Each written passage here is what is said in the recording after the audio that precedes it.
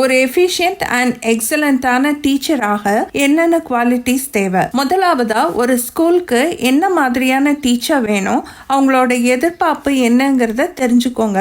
ரெண்டாவதா, NEP 2020 மற்றும் 21st century ஸ்கில்ஸ்க்கு தகுந்த மாதிரி உங்க டீச்சிங் ஸ்கில்ஸை வளர்த்திக்கோங்க. மூன்றாவதா, நல்லா உற்சாகமான ஒரு தரமான ஒரு டெமோ கிளாஸ் கொடுங்க. நான்காவதா, உங்க டிகிரியில உங்க டீச்சிங் ஸ்கில்ஸ் தான் உங்களுக்கு டீச்சிங் ஜாப் அமைய ஹெல்ப் பண்ணும்.